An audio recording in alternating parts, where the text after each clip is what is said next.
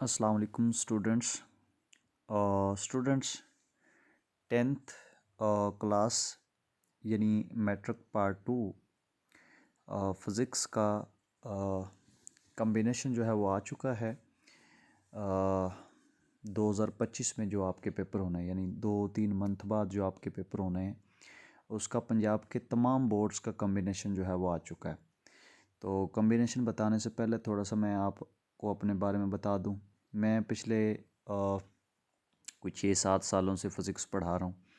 तो मतलब मैं ये बेसिकली इसलिए बता रहा हूँ बिकॉज़ जब आप वीडियो देख रहे होते हैं तो आपको पता होना चाहिए कि जो आपको गाइड कर रहा है या जो बता रहा है, जो इंस्ट्रक्टर है, उसका एक्सपीरियंस कितना है चीज़ों का और फिर वो किस हिसाब से जो है ना उसका नॉलेज का लेवल क्या है या उसका सबसे बड़ी बात कि एक्सपीरियंस क्या है। तो इसलिए मैं अपनी हर वीडियो के अंदर सबसे पहले ये चीज़ बताता हूँ। तो आज की इस वीडियो के अंदर मैं आप लोगों को बताने जा रहा हूँ कि 10th क्लास का फ़िज़िक्स का कम्बिनेशन जो आ चुका है 2025 में जो एग्ज़ाम्स होने हैं। तो ये पंजाब के तमाम बोर्ड का कम्बिनेशन है।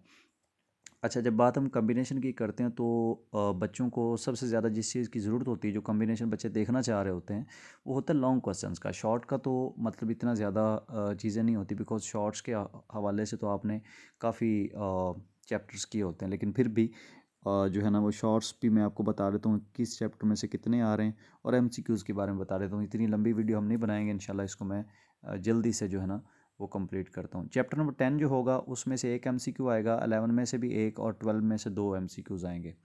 चैप्टर 13 में से एक एमसीक्यू आएगा, 14 में से 2 और 15 में से एक।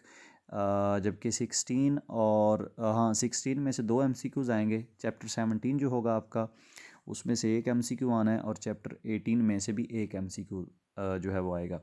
अच्छा, शॉर्ट क्वेश्चन की बात करें तो चैप्टर 10 और 13 यानी जो आपका क्वेश्चन नंबर 2 है ना उसमें उसने मतलब जो शॉर्ट क्वेश्चन देने हैं 3 चैप्टर्स में से, वो चैप्टर 10 में से 3 उठाने उसने, चैप्टर 13 में से 3 उठाने, चैप्टर 16 में से 2 उठाने।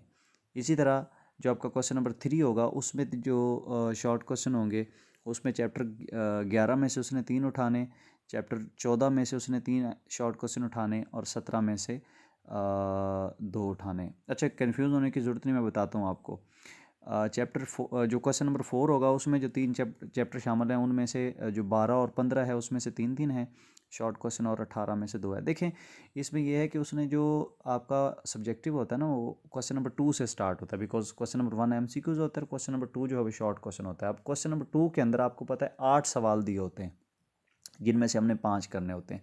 अब वो 8 किन किन चैप्टर्स में से होंगे, जो क्वेश्चन नंबर 2 होगा वहाँ जो 8 शॉर्ट क्वेश्चन होंगे वो इन चैप्टर्स में से होंगे जो भी आपको बताने रखा हूँ, 10वां 13वां और 16वां।